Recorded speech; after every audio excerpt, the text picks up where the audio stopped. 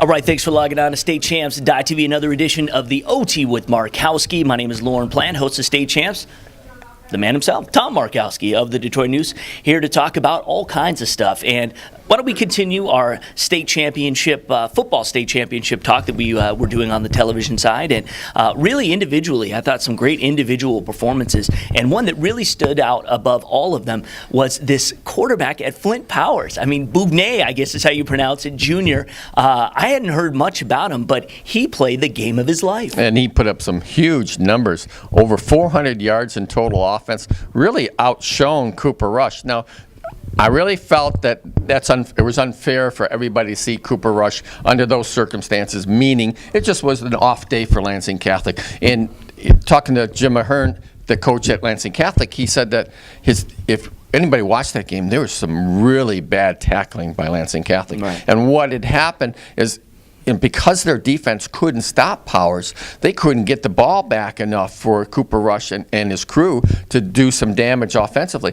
He said in the past, sure, we'd given up some points, but we always came up with some big stops to give ourselves more possessions. And Flint Powers controlled that game with their offense. You consider 400 yards in total offense by one player. Just a tremendous performance. You got to give credit to Powers. And also Birmingham Brother Rice were on the subject of 5-4 teams getting into playoffs, as additional qualifiers, as they're called. They're not the 6-3s or 7-2s, but hey, 5-4. Flint Powers was 1-3 at one time during the season. Regrouped, got their act together, and Brother Rice really struggled that time too with their kicking game in midseason. So a lot of times, and we said it before, it really doesn't matter what your record is going into the state playoffs.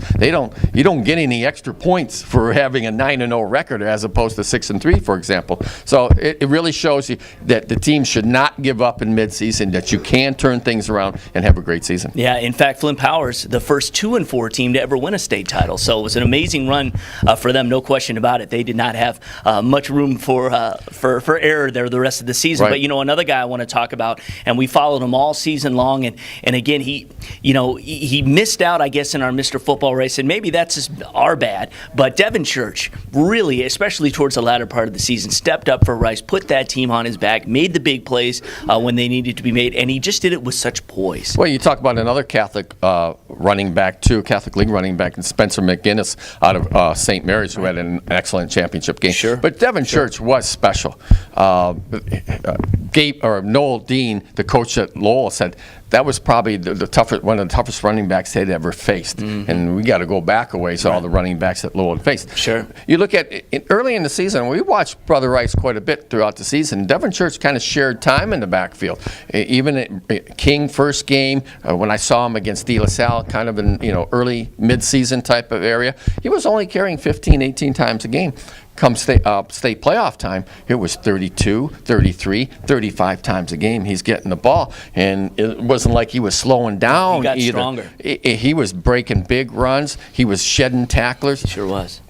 I put him on my dream team, and I'll tell you what, I didn't even consider him so much for my dream team. But as the playoffs were going on, I'm scratching my head. I'm thinking, how can I leave this kid off? So, there was a lot of good running backs this year, and he was one of them. Absolutely. And finally, as we wrap up our individual performance, you can't leave out J. Rue Campbell, because talk about poise, and for a freshman to go onto that stage and knowing that he's got the hopes of the city riding on his shoulder. And I'm going to give big props to his offensive line, because they were outstanding for him throughout the playoffs and throughout the season, frankly, but definitely in the finals. Gave him plenty of time to kind of pick and choose where he wanted to throw it, but he made the throws that had to be made. 5 touchdown passes, tied a state record, no interceptions, really showed a lot of poise back there, and he's kind of an unflappable kid. He really is. He's 14 years old.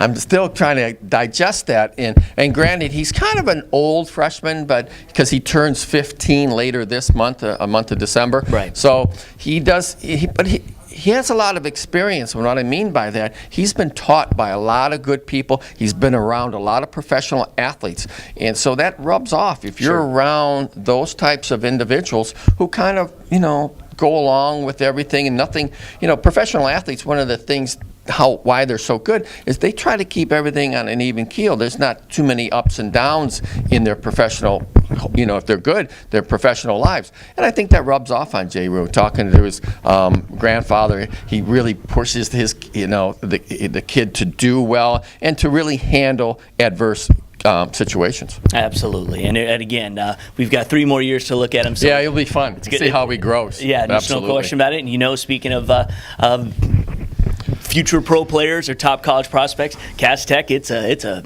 moving wheel. Yes. Guys just come up and step up, and we'll be talking about another 10 or 15 D1 recruits. A lot of good juniors coming back. Yeah, they for Cass really Tech. are. So they're going to be loaded up. So it'll be fun to see